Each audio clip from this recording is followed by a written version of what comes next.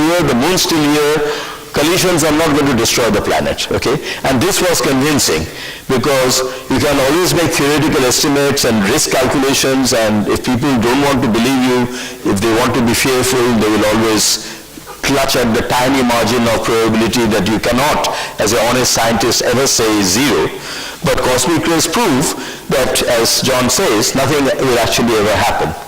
And in fact, these cosmic rays are hitting the Earth all the time. This is the cosmic ray laboratory in Uttarakhand, where on this beautiful hillside you see all these cosmic ray detectors which are detecting showers of particles created by a high energy cosmic ray hitting a molecule in the atmosphere. And just before my lecture started, there was a very nice video being shown of the development of such a shower.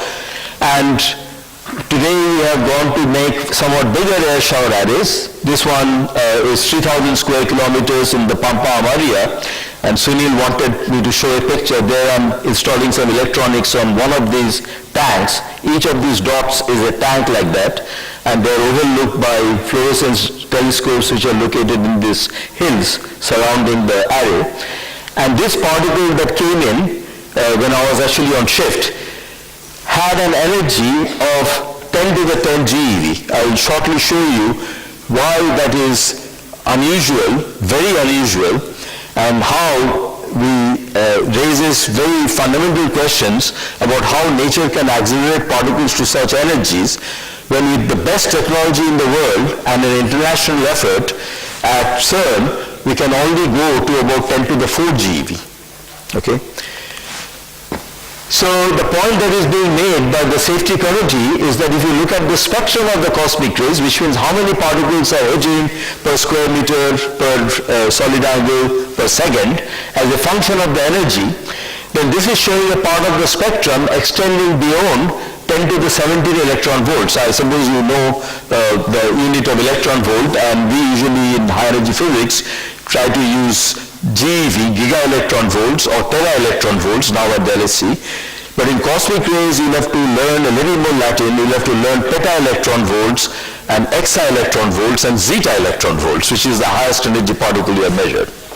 So as you see here, very large number of cosmic rays have hit our planet in the time we have been around and have liberated an energy larger than the LHC. So nature has already conducted about 100,000 LHC programs on Earth. We didn't have detectors to measure what happened, but we know that they did happen. And indeed, each second, the universe is a big place. It conducts whatever it is, 30 billion LHC experiments somewhere out in the universe. So we don't have to be worried about building high energy physics machines, and we are assured of that by our experience with cosmic rays. Now, it is because we have been able to construct this amazing collider, the Large Hadron Collider, that we have finally been able to put in the last block remaining into the jigsaw puzzle that is called the Standard Model of Particle Physics. Now, theorists are very modest people, high energy physics in particular. That's why they call it the standard model. They don't even bother to call it a theory, although this is perhaps the most successful theory, the mathematical theory that has ever been constructed, because with this particle content, it is able to explain everything that you measure in any laboratory that involves the strong electromagnetic or weak force. The standard model does not have anything to say about gravity. That is the last remaining frontier, which I may talk about later. But the particles that we are made of, the protons and neutrons, they are just made out of these up and down quarks, and radioactive decay of nuclei also involves this neutrino. These are all that you need for most everyday life. But as I said, nature has made 3 copies of these particles, and the forces between them are mediated by these bosons. These are called fermions. These are particles that don't like to get next to each other. They carry spin. So the reason I'm not falling through this floor is because the fermions in my foot don't like to sit right next door to the fermions in the stage. So you can form rigid bodies out of fermions. Bosons don't easily form rigid bodies. They are carriers of force. You know the photon that carries electromagnetic force, and it is the theory of the photon and the electron that was the main achievement of the 19th century, culminating in Maxwell's electromagnetism. The Z boson and the W boson mediate a force which is less experienced by us in ordinary life. This is the force of radioactive decay, and it's a very short-range force. It's not a long-range force like electromagnetism, but that's because these bosons are massive and they're not massless like the photon. The massive particle has a much shorter range. And the understanding of why these bosons have mass and this one doesn't is one of the crucial ingredients of the Standard Model, which involves a very elegant new concept called the hidden or spontaneously broken symmetry. And this is perhaps the most profound thing that we have learned in quantum field theory in the last century, that the ground state of the theory, the vacuum we live in, the universe we live in, is just one of many possibilities that are made available by the theory. The dynamical nature of the theory allows many possible ground states. We live in one of them in which all the underlying symmetries of the theory are not visible. But they were restored in the early universe when everything was hot, all the symmetries were unbroken, and we have fallen from that grace, and the universe we live in today is a lot more complicated than it was in the early universe and a lot more interesting. It has provided the conditions necessary for complexity, for the emergence of life, and so on, and for us, of course, to ruminate on it all. Now, this particle is also a boson, the gluon, and it is also massless, but it also has a very short range. It confines the quarks inside the nucleons. And if you ask me why this particle is massless and this is also massless, but that's infinite range and this is short range, and you want me to explain that to you, and I'm afraid I can't. Because to understand that, which is one of the most amazing advances that was made in so-called non-abelian gauge theories, you'll have to go to university, you'll have to do a bachelor's degree, you'll have to do a master's degree, then you'll have to do at least the first year of a PhD, and then you will understand what a non-abelian quantum field theory is. I cannot explain that, or rather it will take me a whole lecture just to explain that, so allow me to skip over that, okay? But what I'm trying to say is that I am passionate about communicating science, but one should not make the mistake of trying to suggest that science is easy. Science is not easy. It is very hard. It takes a lot of work. It takes a lot of determination. We like to give analogies, we like to draw cartoons, we like to communicate some idea of what it is about, but in the end, there is no substitute for doing the maths. Okay, that's the most important thing I would like to say today. However, with these machines, we have finally managed to detect the last remaining puzzle of the last remaining piece of the Standard Model, the Higgs boson, which is, I'm sure you have heard several talks about it in this auditorium. And these are the CMS and ATLAS experiments at CERN, each one bigger than this auditorium, which have detected the decay of the Higgs particle, because these collisions that take place at the LHC are extremely frequent. There are about 2 billion per second, and only one of them produces a Higgs boson, which instantly decays into either 4 particles leptons or into 2 photons, as you see here. And this is a clear signature, and the bump that you see here is the Higgs decaying into 2 photons. And what particle physicists do is build these amazing experiments and do very rigorous statistical analysis on the data to convince themselves that this is not a fluctuation in the background, it really is a particle there, here at a mass of 125 times the mass of the proton. And the Higgs gives mass to all these particles, and the coupling of these particles to the Higgs, which is plotted here, should therefore be proportional to the mass.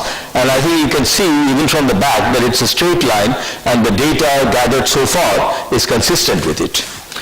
But that does not mean that the story is over. The story in particle physics has only just begun, because having established the Standard Model has opened up a whole plethora of questions, a few of which I'll address in this talk, because they can be in fact addressed by complementary means by going to outer space. So this is of course the Large Hadron Collider, and I'll show this simply to indicate the scale of the enterprise that is required to build a machine like that, which, as the scales are shown, this is the original proton synchrotron, which is just 600 meters across. to the superproton synchrotron, which in fact was operated when I was there as a fellow in 83 to 85 and discovered the W and Z. And now those machines are still working. They serve to inject protons into the Large Hadron Collider, which accelerates them to energies of order 10 TeV, so that's about 10,000 giga-electron volts, right?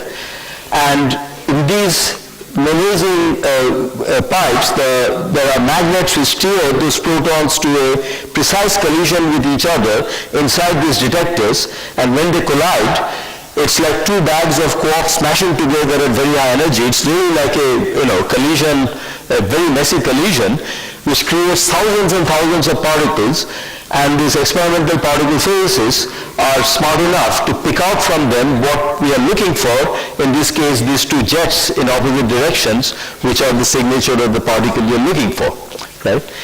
And to be able to do this has required massive advances, not just in engineering, in cryogenics, in vacuum pipes, in magnets, but also in data analysis, in computing.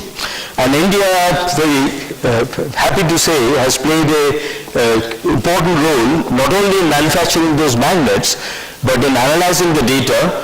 There are many people at this institute and elsewhere in India involved in the CMS experiment, which rather, again, very modestly, is the acronym for the Compact Neon Solenoid, although it's about 3 times the size of this building. Now, for a theoretician, all this is very, very satisfying, because we can finally now write down the standard model, which, as I said, describes all the forces we know in nature, apart from gravity, and their dynamics, in this very compact thing here, formula here, which technically we call a Lagrangian. Lagrangian is nothing new. It was invented by Mr. Lagrange hundreds of years ago, and for classical mechanics, but it serves the same purpose in quantum mechanics and in quantum field theory, which this is, which is the marriage of the two. It provides a precise dynamical description at the quantum level of particles and forces. Now, to explain what this is in this compact notation, I've just written down what these things mean. So this is a particular operation of covariant derivatives. These A's are gauge fields like the photon, the gluon, the W and the Z. The psi's are fermion fields, the quarks and leptons, and this phi here is the Higgs field. Now, these things are called Yukawa couplings. This is how the Higgs boson gives masses to the particles. That stands for Hermitian conjugate. This is the Higgs potential. This tells us how the Higgs undergoes spontaneous symmetry breaking. So I say here that this is small enough to be written on a t-shirt, and here is the t-shirt, but this is only for those who can do the maths, okay? So I cannot explain this to you, because this is the result of at least 60, 70 years of endeavor by a very large number of people, and it would be an injustice to them if I try to explain it to you in 10 minutes. You really have to work at it to understand it, but I hope I am going to tempt some of you to undertake that task. But imagine what a feat. We can actually write the scientific theory of the last century, the ultimate theory, on a t-shirt. And physicists, I should also point out to you, have a sense of humor. Those of you who are very keen-eyed will notice that this t-shirt has an extra term. It has a HC here. There is actually no Hermitian conjugate here for those technically expert in the audience. That is a joke by my friend John Ellis. The HC stands for hot coffee, because theorists need that to do their work, okay? But it got onto the CERN t-shirt. We don't have it in the actual technical stuff. Now, so far I've been singing the praises of the standard model and all these smart particle physicists who have made it happen. But now let me turn to the other side. The standard model is wonderful, but it actually explains almost nothing about the universe at large, okay? And that is rather disappointing. So if you ask an astronomer what is our universe made of, they'll tell you that only about 5% of it is made out of these particles that I've just told you about. They will tell you that 5 times as much stuff is dark matter, stuff that is gravitating, but we don't know the identity of it. We know that only 5% is baryons because you can count the baryons in stars and in dust clouds, and mainly the baryons are in hot gas emitting X-rays in clusters of galaxies. And we can actually take a census with Big Bang nucleosynthesis, which I'll come to in a minute. And we are therefore sure that there is only 5% baryons. And there are no antibaryons. There are none of these antiparticles that Dirac predicted should be in the universe. We don't see them. We can only make them fleetingly in high energy collisions. Dark matter is 5 times greater, and the evidence for that comes from the rotation curves of galaxies, which should be falling off. If this is all the matter that there is, this curve should go down simply by equating the centripetal force to the gravitational force. But as you see here, this is the rotation curve of Andromeda, our nearest neighbor. The curve is not falling off, it's continuing. So Vera Rubin, whose paper this is taken from, argued that this meant that there must be something going on in the periphery. Either the amount of mass per unit of light must be increasing, or there must be some extended halo of particles that do not emit light and which are not trapped, do not lose energy and fall into the disk of the galaxy, and we have come to call that dark matter. And we also have evidence for it now from gravitational lensing of distant objects like quasars. And the amount of matter which is causing this lensing cannot be accounted for just by that galaxy in the foreground. It requires a halo of dark matter. And the formation of structure in the universe also requires that there be dark matter. Again, each of these plots would take me a whole hour to explain to you in adequate detail, but you can say, notice that this curve, which is matched by the data, has dark matter, whereas that curve there, which says no dark matter, is clearly discrepant with the data. Right? So we are fairly sure that there is dark matter there if general relativity is valid. And we have reason to believe that from independent experiments.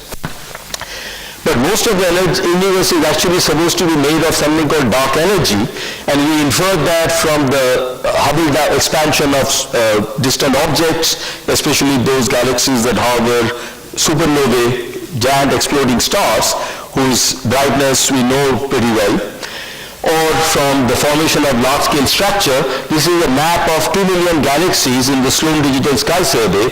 Each point on that is a galaxy. And by studying the clustering of these galaxies, we can infer something about the matter whose potential they sit in. And we can also infer something about the component which we call dark energy, which looks like the cosmological constant in Einstein's equations. And whereas the baryon asymmetry and dark matter are things which we can accommodate in extensions of the standard model, dark energy is far more mysterious. It has really no theoretical understanding at all. And in fact, we still are awaiting some dynamical evidence of it, because so far we are really inferring it indirectly.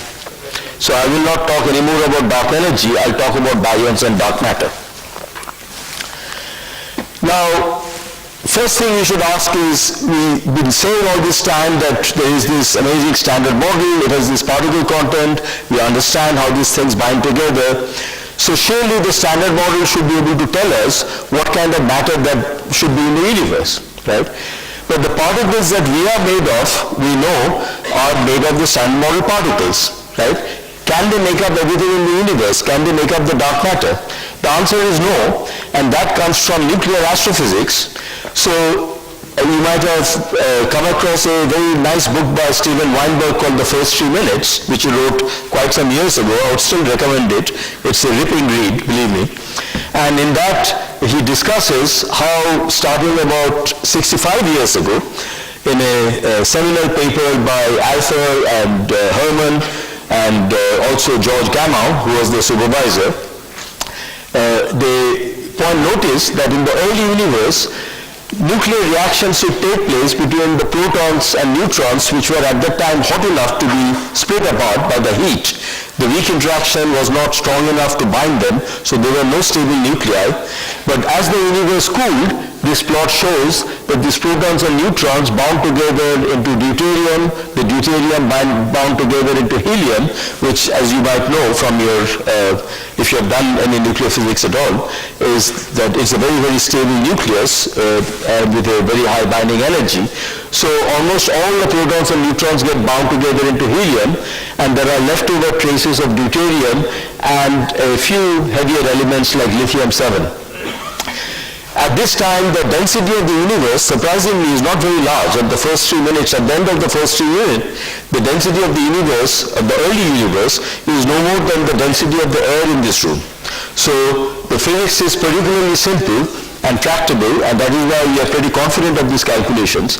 And the measured abundances of helium, which is about 25% by mass, and of deuterium and lithium-7, indicate that the density of baryons to photons in the universe is about 6 times 10 to the minus 10. So in other words, there are 6 baryons per 10 to the 10 photons, right? So roughly speaking, 1 in 10 to the 9, okay? 1 in every billion particles in the universe is a proton. The other billion particles are photons. The photons are surrounding us all the time. They are in the microwave background radiation that is the relic of the Big Bang, right?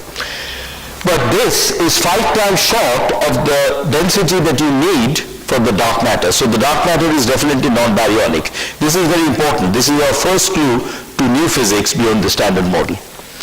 So we could ask the standard model, all our clever theoretician friends who study quantum chromodynamics, which is an extremely elegant and beautiful theory, can they tell us on the basis of their understanding how much of this stuff should be left over from the early universe? Do we expect to see as many baryons around today as one might expect on the basis of our understanding of the standard model? Now, the scale of baryons technically set by something called lambda QCD, it's about a couple of hundred MeV. Baryons, as you know, protons have a mass of about a GeV, about 5 times that. Why are protons stable? Because they carry a quantum number called baryon number. And baryon number, we know experimentally, is not violated. We have watched a whole bunch of baryons in a huge tank of water for years, and not one of them has decayed. And from that we know that the lifetime of baryons is at least 10 to the 16 times bigger than 10 to the 23 times bigger than the age of the universe. They're effectively stable.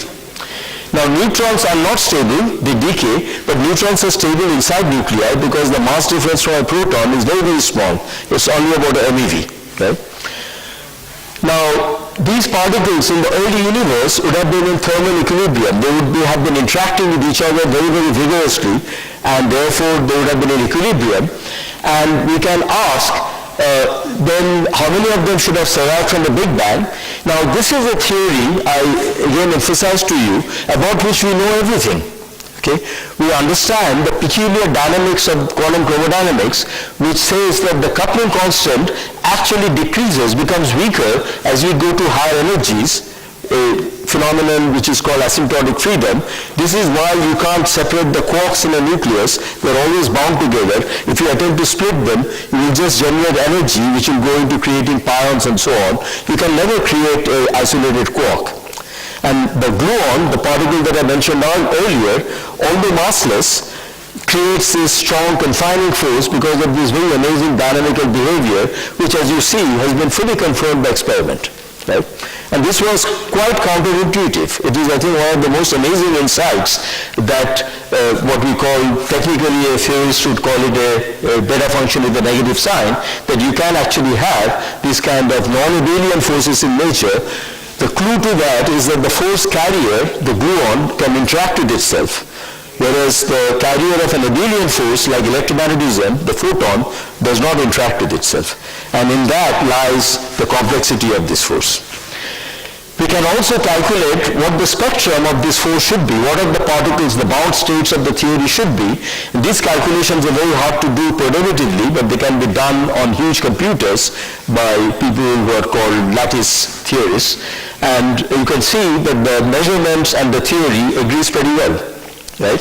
So we understand everything about QCD, but our prediction of the standard model is that all these particles should have totally annihilated away in the Big Bang, And there is therefore the expectation that the relic abundance in ratio to the critical density of the universe should be 10 to the minus 10, but what we observe is about 1 billion times larger. And to understand that, let me quickly take, those of you here who understand this argument would appreciate why this is so robust. And if you do not follow the argument, simply listen to the bottom line. These particles are so strongly interacting with each other that in the early universe they are in thermal equilibrium, and as the universe expands, the number density will change, being diluted by the expansion. This is the Hubble rate of the expansion, and be balanced by the competition between annihilations, which are proportional to the cross-section times the number square, because 2 particles it takes to annihilate. And this is the rate at which they're being created, which is just the reverse reaction, and in detailed balance you know from chemistry, the forward and the reverse reaction should have the same rate. So if I switch off the expansion and then ask what is the rate of creation, it has to be the same as the rate of annihilation, except in this number should be in thermal equilibrium. So this number density, as the universe expands, falls like this, according to this formula, which is basically the Maxwell-Boltzmann distribution. And an analog of this you might have come across in a different context is the Saha annihilation formula in atomic physics, which is exactly the same physics. The abundance is damped by an exponential factor. There is an exponential to the minus mass over temperature, which is this curve that you see here, which is showing how the abundance is dropping very steeply as the temperature of the universe decreases. So this particle becomes non-relativistic and it annihilates. The particles and antiparticles wipe each other out. So what is left at the end is, as the particle abundance freezes out, as it's called, is that there is 1 nucleon left per 10 to the 19 photons. But as I've already told you, what we actually observe and are verified by our yardstick of synthesis is 1 billion times larger. And moreover, we don't see any antiparticles. So we have to invoke that somehow in the very beginning there was 1 extra baryon for every billion baryon-antibaryon pairs, this asymmetry, right? And for this you have to invent a lot of new physics beyond the standard model, right?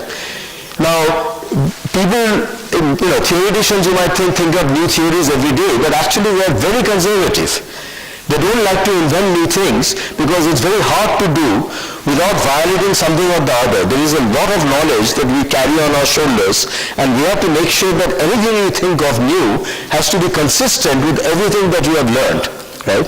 So every day I get about 5 emails saying they have, disproved Einstein's theory or something like that. These guys have not done their homework. They have not read the literature. Okay? They have not checked their calculation. They have not discovered that there is an obvious error which they could have found if they had actually even read Einstein's original paper. Right? So this is something that is not part of proper science. Proper science is hard work, as I've already said.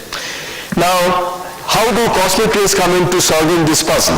Well, let's go back to 1965, where I showed you how air showers are created in the atmosphere by cosmic rays. And among other particles, they create pions, and the pions decay into muons, and they decay into neutrinos. These are, we used to think they're massless particles. They're fermions, but they're massless, and they move therefore at the speed of light, and they only participate in the weak interactions. Now, some people here at this institute had the foresight to go miles underground in a gold mine in Kolar and build a detector there, which was actually built to see whether nucleons decay as expected in so-called grand unified theories. They were searching for proton decay. But what they discovered is an event which is coming horizontally. This is a neutrino that must have been made in the atmosphere because it has penetrated a huge amount of matter and then created an interaction in the rock surrounding this detector. And this was the discovery of atmospheric neutrinos, first time in this Kolar goldfields. And as before, you need 2 experiments to confirm a discovery. The second experiment published just 2 weeks later. These guys were lucky. You see, they were only 15 days ahead in the same journal of a team led by a Nobel laureate, This was Fred Raynes, who had in fact discovered the neutrino itself. And we therefore knew that neutrinos are being created in the Earth's atmosphere. Now fast forward, whatever it is, 33 years, to another experiment which was built deep underground in Japan, in the Kamioka mine, a kilometer underground, filled with pure water, observed by lots of huge photomultiplier tubes, which create images of the particles passing through, which emit light because they're moving faster than the speed of light in the water.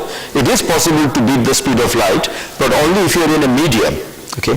And then you emit a shock wave, just as you emit a sonic boom, you have a light boom, and this detector picks up these light booms, you can see them here, and on the basis of that, they publish this plot, which again I will not try to explain to you, except that the line that is shown here corresponds to a process in which the muon neutrinos that are being created in the atmosphere are oscillating into the third family, the tau neutrinos, whereas the electron neutrinos, which are at lower energies, are behaving as expected.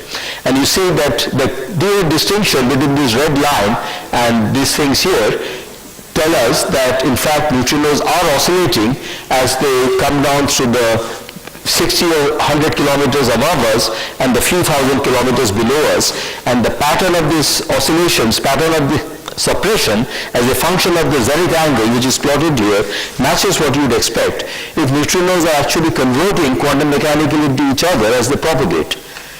We have never before ever seen such a macroscopic phenomenon, quantum mechanical, and this affords us an amazing test laboratory which we have yet to exploit fully, but a lot of activity is currently going on, and in fact the next major activity in high energy physics, paralleling the LHC, is in the study of neutrino oscillations.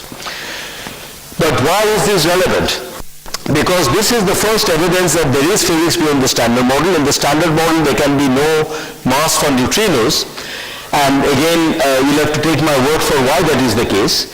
But the way to understand this is to invoke a very, very unusual property which is only possible for neutrinos, because neutrinos are fermions but they do not have an electric charge, right? So in principle they can be their own antiparticles. This is theoretically allowed, and this was pointed out by Ettore Majorana, and so they are named after Majorana. And we can then understand, because if the particle is its own antiparticle, then you violate the quantum number that they carry called lepton number. The lepton number is violated by 2 units. And this can be experimentally tested. You can look for a process called neutrino-less double beta decay, and there is an interesting experiment called Tintin, which has been proposed by physicists at this institute, which hopes to detect this one day, along with many other such experiments around the world. And this framework very nicely accommodates the phenomenon of neutrino oscillations with the parameters that are actually measured through a whole bunch of experiments all around the world, right? This is for the benefit of the cognoscenti here, the so-called seesaw mechanism, which explains why neutrinos, although they have mass, are much, much lighter than the charged lepton counterparts. Okay? Now, what this means is that this is a dry theory only of interest to theorists, but it actually raises the specter of solving one of the major puzzles in the universe. How did the baryon asymmetry of the universe come about? It might be that what was created in the early universe was actually an asymmetry of leptons, and that converted into baryons, because in the standard model, baryons and leptons are equivalent. They are treated democratically, and baryon minus lepton number is always conserved. And Sarkar gave many years ago the conditions under which you could create such an asymmetry, and although we have not seen B number violation, we have seen L number violation, and these conditions cannot be met in the standard model, so we know that the generation of this asymmetry requires physics beyond the standard model, and we know now a possible mechanism by which this can be done. We know that in principle, the fact that neutrinos of mass have opened the door to the possibility that the asymmetry, the baryons that you are made of, were actually generated by a process that is only possible because neutrinos are Majorana particles. I mean, isn't that fantastic? I mean, it's of course a whole chain of speculation, and as yet there is no proof for this. We haven't seen double beta decay. We don't know that these massive particles are there. We don't know that this processing of the lepton asymmetry in the early universe by non-perturbative processes actually happens. But it's a very, very pretty story, and the challenge is to future generations of physicists to find a way to either prove or disprove that this is true. Right? Right now, it's the only game in town for how the baryon asymmetry of the universe might have come about in a plausible way that links it to known physics. Right? But let me move on to dark matter, because we have agreed that baryons cannot be dark matter, and in fact we have had to invoke some exotic process to make the very particles that we are made of. That's not very satisfactory, having to do all this work. But going up to the Fermi scale, which is the scale at which the physics is of interest today, we believe that there is new physics there, in particular that there might be a whole doubling of all the standard particles of nature with a new symmetry called supersymmetry. So just as Dirac hypothesized that for every particle there is an antiparticle of opposite charge, here we are saying that for every fermion there is a boson, and for every boson there is a fermion. This is the last unrealized symmetry that we have not seen so far, but which is theoretically possible. And we sort of like to believe, theorists, that anything that is possible, nature must have tried it. Right? And this solves a particular problem. It is invoked to explain why the Higgs is so light. It could in principle be very heavy because it couples to mass, so it should see every particle in the universe, it should see space-time structure down to the Planck scale, and yet it appears to be very, very light and ignorant of all that. And one way to understand that is through something called softly broken supersymmetry. And the reason why this is attractive, secondly, is that it gives a particle candidate. The lightest supersymmetric particle may carry a new quantum number which is conserved, keeps it stable, and the abundance of that, according to our calculations, is just what the doctor ordered for dark matter. Because it's very weakly interacting. The strongly interacting particles wipe each other out, the weakly interacting particles don't. So we call it the weakly interacting massive particle miracle. It may not be a miracle, but it's certainly very suggestive. I don't actually believe this argument because I don't understand why the thermal particle like this, thermal relic, should have something very close to an asymmetric non-thermal relic. That would be too much of a coincidence. So I would like to prefer to believe a different possibility, which is that the breaking of electroic symmetry is being done by a Higgs boson, which is not a fundamental particle but a composite particle. It's a bit like the pion is also a boson, but it's not a fundamental particle. It's a composite of quarks. It might be that the Higgs is also a composite particle. In that case, you could entertain the idea that the dark matter is something called a technibaryon. It's a composite of fundamental constituents, just like the baryon is made out of up quarks and down quarks.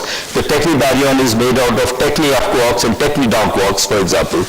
And these particles can also be the dark matter. They could have a mass around 5 GeV if they have the same number density as protons, or they could have a mass around a few TeV. These are all possibilities. I have not sketched out for you, and nor am I going to, the many possibilities that could be there for dark matter. The bottom line is that I can draw a chart of all the ways I could make dark matter in new physics beyond the standard model.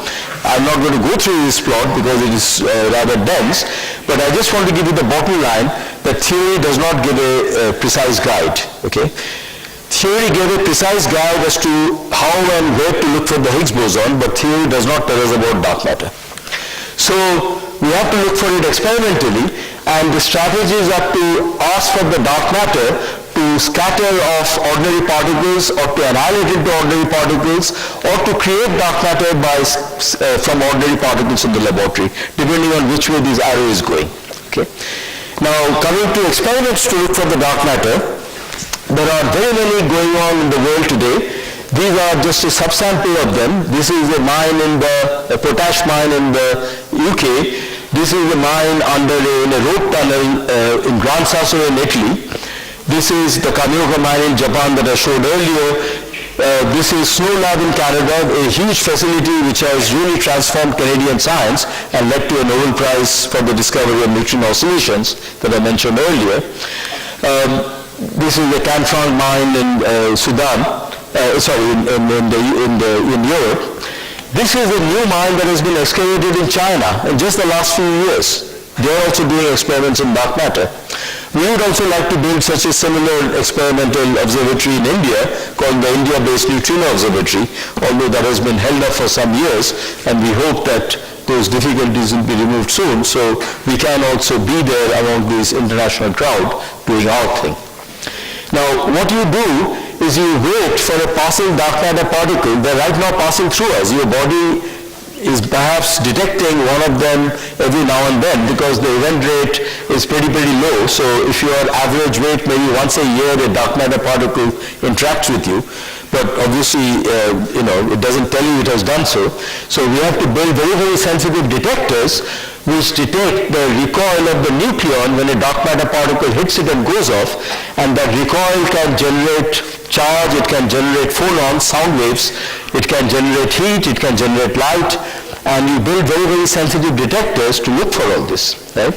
So people have been doing this for a long time, and they have also been looking for the annihilation of dark matter elsewhere in the galaxy to create exotic things that come out in cosmic rays, like positrons, like antiprotons, and of course also neutrinos. So a whole host of experiments from ground-based gamma ray telescopes like this one in Namibia. This is a balloon-borne experiment called CREAM, which is operating in the Antarctic. We have a satellite called Pamela. There's another satellite called Fermi. This is the International Space Station, on which there is a cosmic ray experiment called AMS. They're all looking for signals of dark matter. And in the ice cube experiment, which I'll mention shortly, we actually look to see if the dark matter that is trapped by the sun is emitting neutrinos of high energy, not the ones which have been detected so far, but much higher in energy, which are coming from the sun. So there's a huge program going on, and this nicely connects to my last topic, which is high energy astrophysics, which is very much part of this, because we really want to look at the universe in different ways. We are seeing the universe in optical light because our eyes can only see those wavelengths, and that is because the sun emits those wavelengths. We have evolved in the sun's light. But as we have learned to look at different frequencies or wavelengths, which are plotted here, or in energy if you like up here, we have seen different kinds of radiation. Most of the energy of the universe is actually in this cosmic microwave background and microwave frequencies. We have mapped the sky in radio, in infrared, in optical. This is how the sky looks at these different frequencies, and we have gone up to gamma rays. To go beyond these energies is going to be hard because the gamma rays cannot propagate through the background light. They get attenuated. But if we can look in cosmic rays, we can look up to very high energies before the cosmic rays themselves are attenuated on the cosmic microwave background. This is a serious problem for any particle trying to get through the universe. It is a barrier, right? Even though these photons are passing through us all the time, we don't sense them. But high energy particles can. So if any of you are doing special relativity in university, you can do a simple calculation as to what energy this proton has to be to see a microwave background photon, which has an energy of about a milli-electron volt, to see it as a 100 MeV gamma ray so that it will excite this resonance at delta 1232 and make pions. Neutrinos are not stopped by anything, so they come from the whole universe. And so we have a whole range of possibilities for detecting these particles from this air shower. You saw those muon detectors on the ground at the Grapes Array, and this Pierre Auger experiment look at the Cherenkov signal, but we also of course see the Cherenkov light down the shower if we can point a telescope at it. I'll show you an example in a second. We can see the fluorescence radiation from the cascade, which is like a very weak bit of light, which is in ultraviolet frequencies. We can see that with the fluorescence detector. We can look for neutrinos that are coming up through the Earth, which will have absorbed everything else. And of course we can try to detect these particles by other means which are currently under development. for example, radio, which is much, much cheaper than these things here, or even listen to the shock wave created by a neutrino as it passes through water and vaporizes the water around it, and that creates a little shock wave which a very sensitive microphone can pick up. So people do this kind of detector development, and by doing all that we have learned that the cosmic ray spectrum extends to very high energies. Here is the LHC energy. The cosmic ray spectrum, as you see, is going to 2 orders of magnitude beyond that in center of mass energy, and about 5 orders of magnitude beyond that in the energy of the particle involved. And there are various features with this spectrum, but the one that tells us that we can't see further in energy is this cutoff in the spectrum, where you expect that photopion process that I just alluded to, the scattering on the cosmic microwave background. So these energies, being beyond the LHC, afford us a new laboratory for exploring physics which lies beyond. And just to give you an idea of how amazing these cosmic rays are, to create particles of the energies that we have seen, that particle that I showed you arrived at the Pierre-Auger Observatory. If you wanted to do that with LHC technology, with 7 Tesla magnets and the kind of cryogenics that we have, you would need to build a ring, the diameter, which would be the circumference of the orbit of Pluto. Of Mercury. Okay. With Pluto, you could go to the grand unified scale. But you can see the challenge of doing these things, and the point is that nature manages to do this in objects like gamma ray bursts or the giant black holes at the centers of galaxies, which are spewing out jets of plasma, highly collimated. We still don't understand how nature quite manages to do that. And one way to make progress in that is to understand the physics of plasmas, in which there is a great deal of activity going on at this institute and in India and all over the world, because that will finally tell us how these cosmic accelerators operate. But what we do know is that those sources are actually within this sphere around us. This is a map of the local universe. That's about 100 megaparsecs, which is about 300 million light years, and the cosmic rays cannot come from beyond that at those energies without being attenuated. So we are sure to find the source of all of these particles any day now. Finally, in gamma rays and photons, we can build bigger and bigger telescopes. So there are telescopes like this in Hanle in Ladakh, which one is under construction called MACE. This is one in Namibia, and they have seen along the Milky Way galaxy many, many hotspots in multi-TeV gamma rays. So each one is an accelerator like the LHC. Okay, there are hundreds of LHCs out there. We don't know how they're accelerating particles. But we are building a huge experiment called the Cherenkov Telescope Array.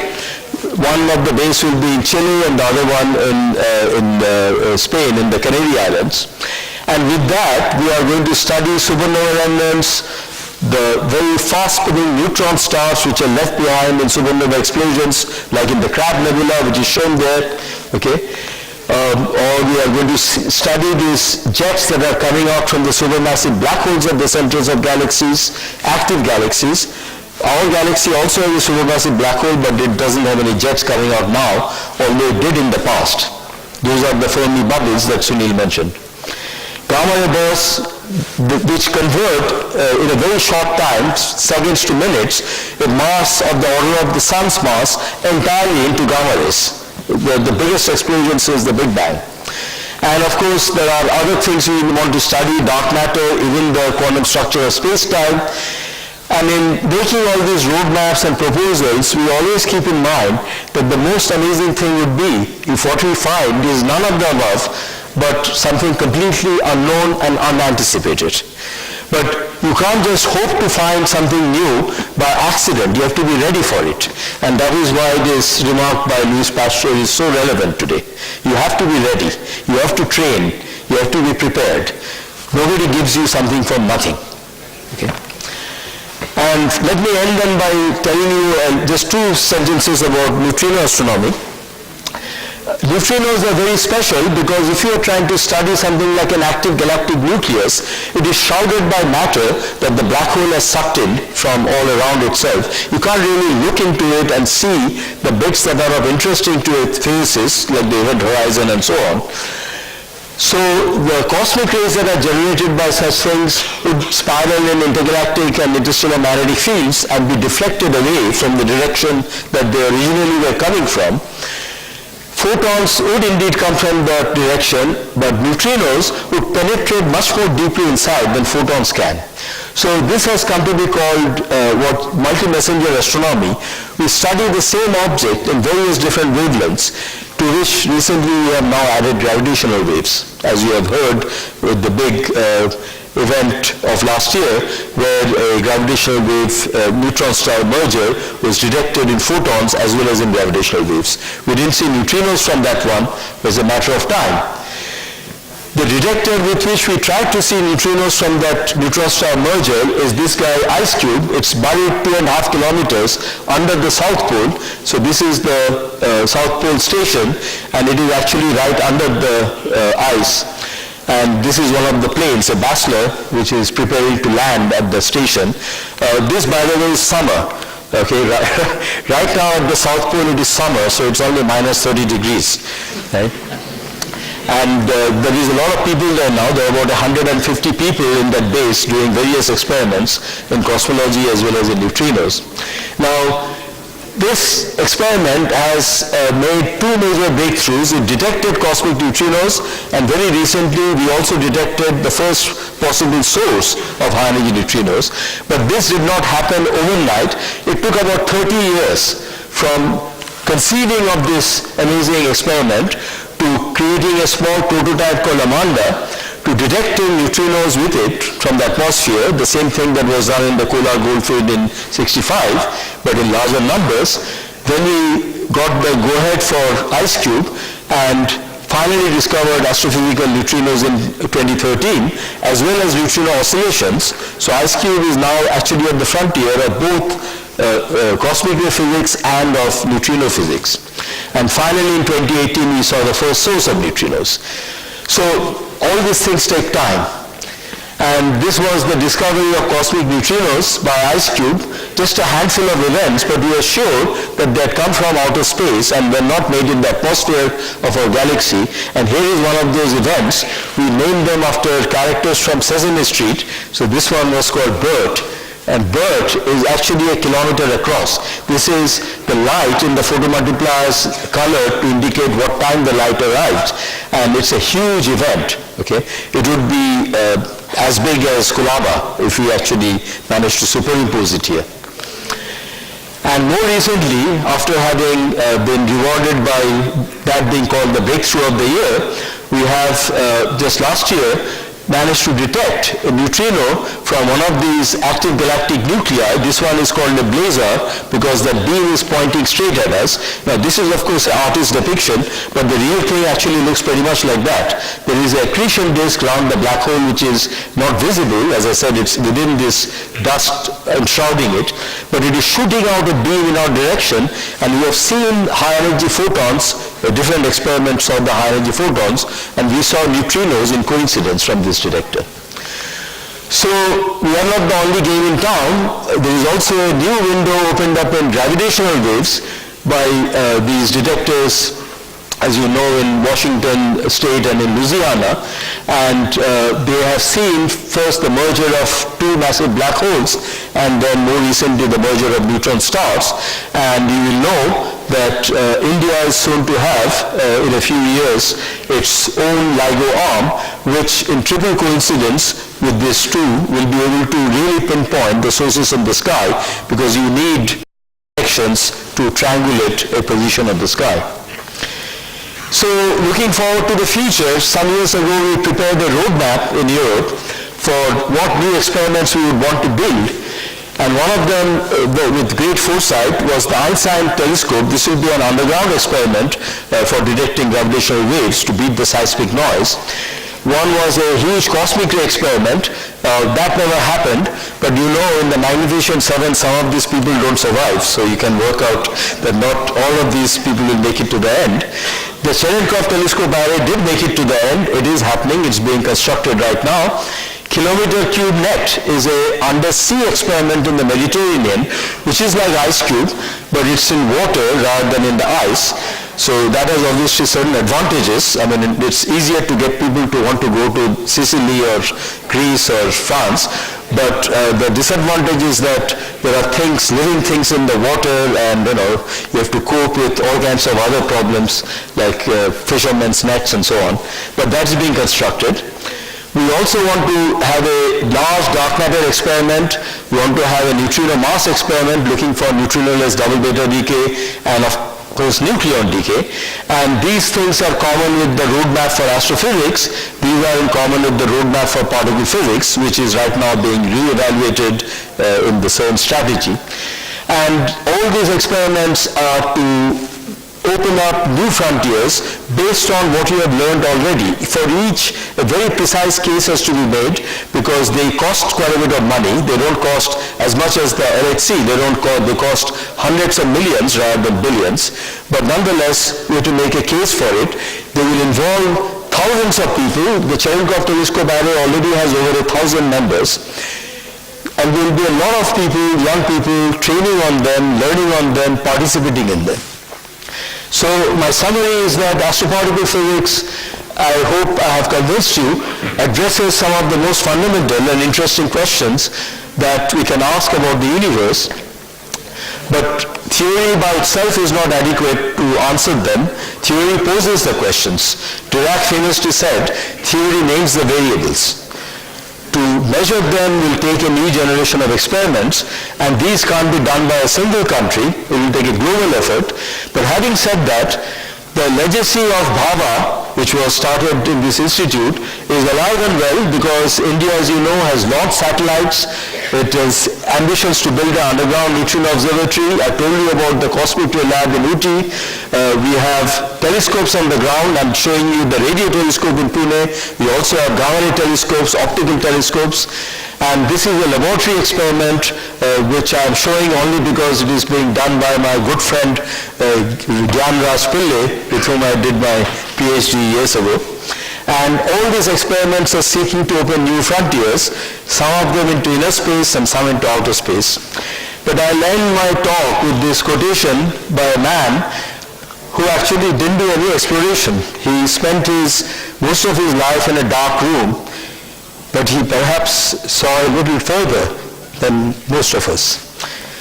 He said, the real voyage of discovery consists not in seeking new lands, but in seeing the world with new eyes. Thank you.